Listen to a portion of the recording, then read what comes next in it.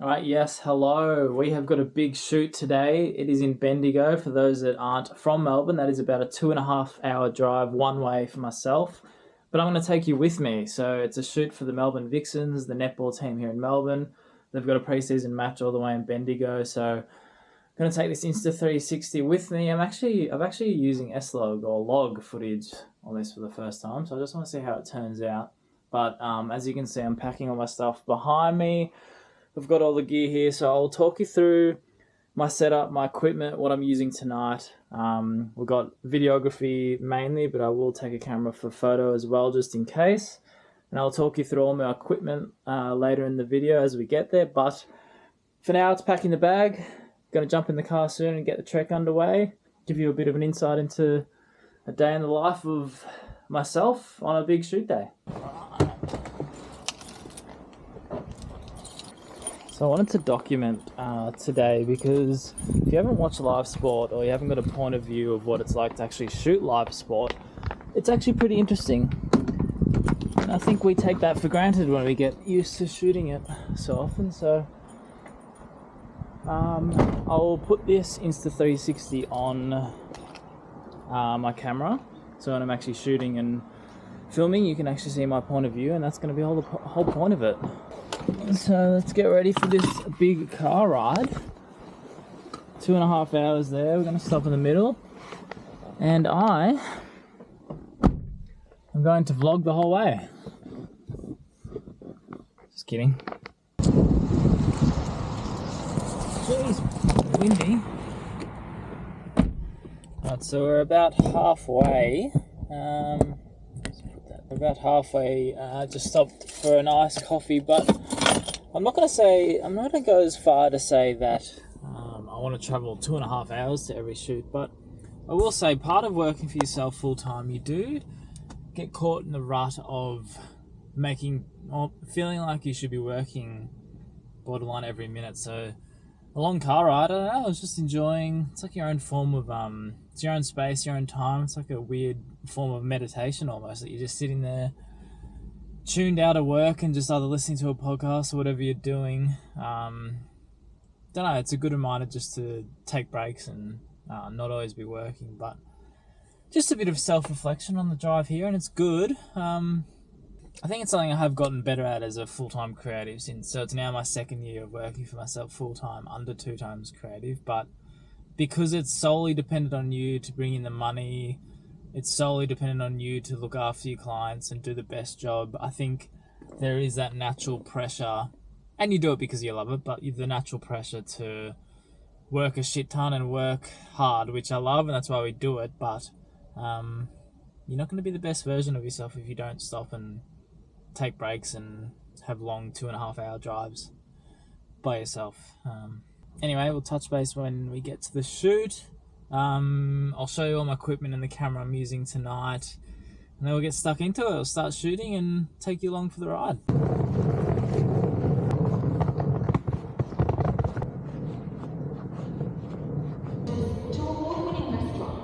Alright, so we have just gotten at the stadium. I'm just going to start setting my gear. Hopefully you can be able to hear me, but tonight we have got...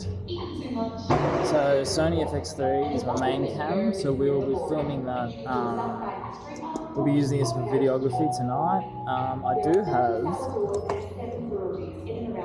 70-180 as well, so I think I'll probably rotate between these two. This is the 24-70 on this one, but I think I might do the 70-180 as well, so we'll just rotate, and we're just going to shoot handheld tonight. I do have my tripod, but I'm not sure if I'm going to need it.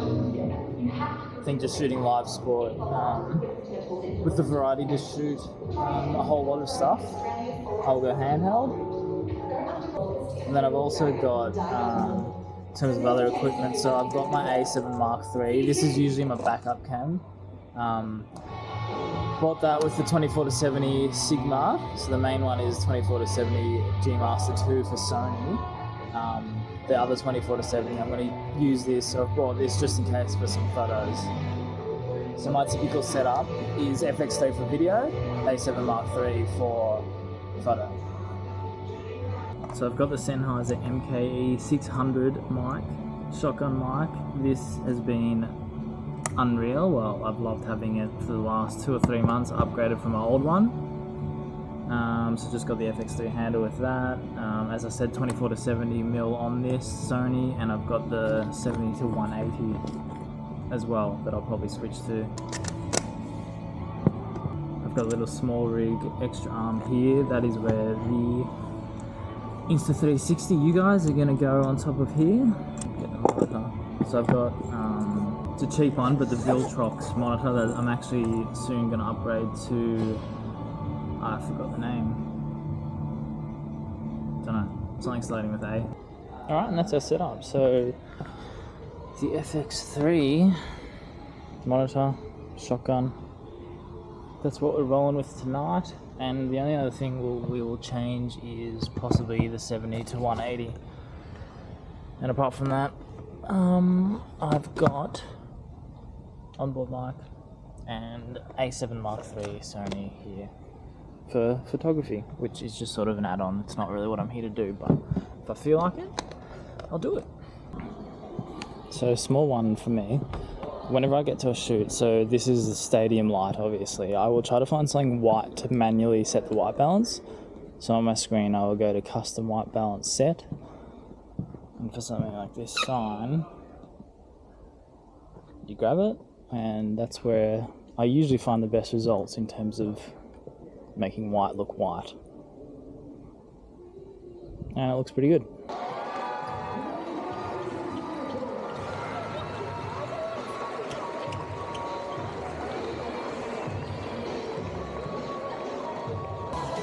So I was meaning to say, I hope you can hear me here, but I've got the 70 to 180 on for the game.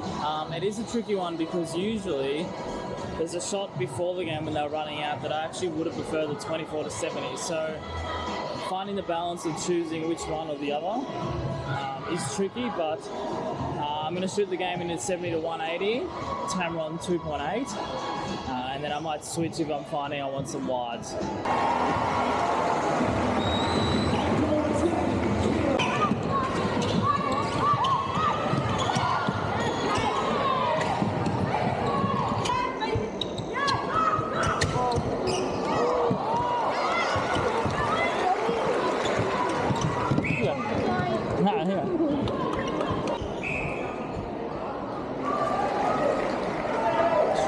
Different views here.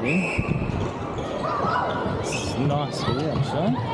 So I like to just move around the stadium as much as possible just to get different shots and change it up a bit, because if you stay in one spot the whole time, obviously there's only so much you can get. Right, so I'm just changing to the 24 to 70 now just to get a bit of variety. I wonder if that works.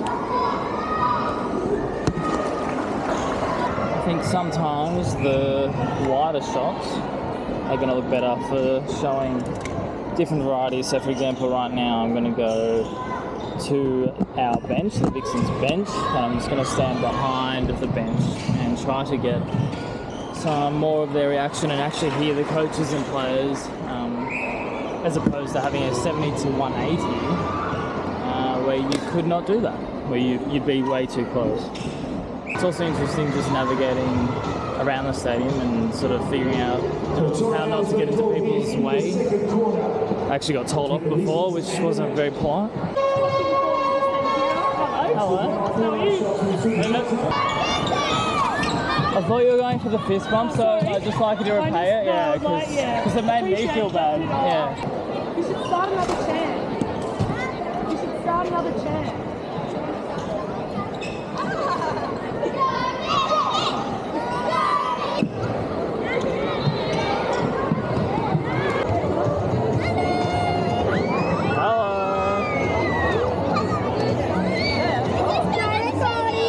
It'll go somewhere.